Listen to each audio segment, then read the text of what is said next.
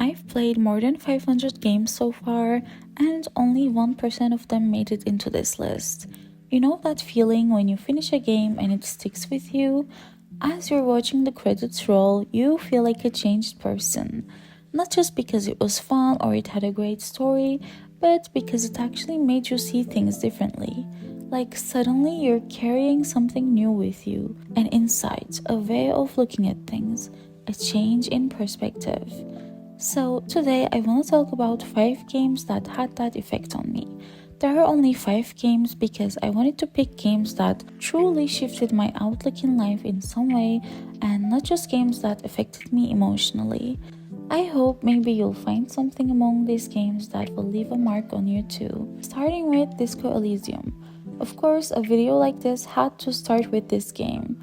Now, if you played this one, you already know how unique it is. You're a washed up detective who wakes up with no memory, and your first challenge is just figuring out who you even are. From the beginning, Disco Elysium puts you into this constant conversation with yourself, your own thoughts, fears, and insecurities. It's this deep, sometimes uncomfortable look into what it means to struggle with identity, morality, and things we're running away from in our own minds. And I don't just mean the character's struggles, it's like it drags you into examining yourself too. You're faced with big questions about purpose and existence. What struck me the most was how Disco Elysium doesn't judge you for whatever path you take, it just shows you the consequences. It made me realize how our choices and beliefs shape us, often in ways we can't predict. By the end, I was reflecting on my own life decisions and wondering how much of who I am is due to circumstances versus actual choices. It's not an easy game, mentally speaking, but it's one of those experiences that sticks with you. I can easily call this a masterpiece. And if you're still not convinced, here are some of my favorite quotes from the game. I'm glad to be me, an incredibly sensitive instrument. And here's another one. A tremendous loneliness comes over you. Everybody in the world is doing something without you. Another one. This is somewhere to be. This is all you have, but it's something. Streets and sodium lights, the sky, the world. You're still alive. And these are only a few from hundreds of amazing quotes. The next game is Celeste. This game is a tricky one to get people to play because on the surface it just looks like a very tough platformer with pixel graphics. Those 3 elements are already very niche, so it really is a hard game to convince people to play. So you just have to trust me about this game, and once you play it, you'll realize it's such a special game.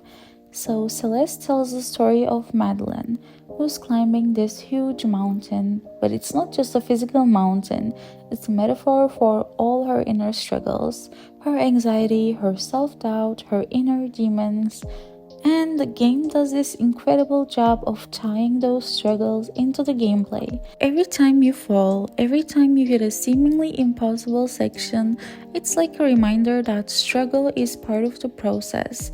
What makes Celeste so special for me is how it teaches you to keep going, even when things seem impossible. It's a simple lesson, but it resonated with me on such a deep level. It literally felt like real life. At times, you really feel like giving up after trying something 100 times, but this game reminds you that persistence can be incredibly powerful, and it is okay to struggle. It's okay to take a break, but the important thing is to keep moving forward. It left me feeling more resilient, not just in the game, but in my own life. Moving on to the beginner's guide. This one is hard to talk about without giving too much away because it's already a very short game, but it's basically an introspective story about creativity and the need for validation. Like I said, it's a short game, but it leaves you with so much to think about. The story is presented as if you're walking through someone else's creative work, trying to understand them through what they've made. It's personal, almost invasive at times.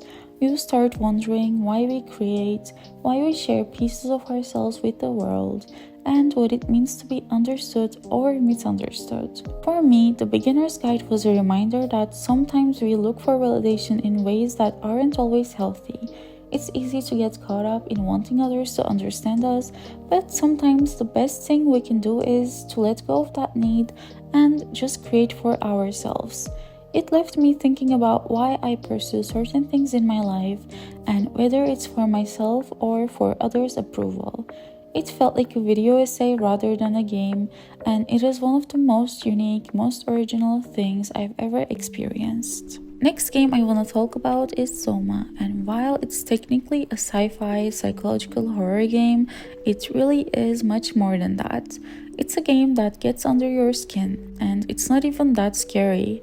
It's more of a philosophical game rather than horror. Soma explores consciousness, identity, and what it actually means to be you.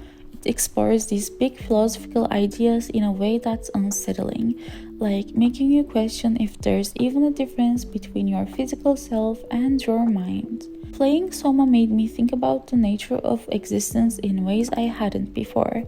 I was only 15 when I played it as well, so my mind was completely blown. But I think it would probably still have the same effect on me now if I were to replay it.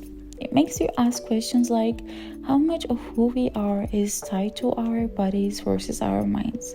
And if you could separate the two, what would that mean? It's a game that's both haunting and thought-provoking, and it left me pondering some of those big questions about life and self that we usually don't confront. It was unsettling, but really in the best way possible. The final game I want to talk about is Outer Wilds. A video like this, of course, couldn't be completed without mentioning this game. This is one of the most unique games I've ever played, and it's all about exploration and discovery in a way that feels so natural. I'm a bit scared to talk about this game, to be honest, because I think it's something you really should play with zero knowledge prior. You should just jump into it blindly. But I also want to talk about it so badly, so Outer Wilds is about traveling through this beautiful but dangerous solar system, trying to piece together this ancient mystery.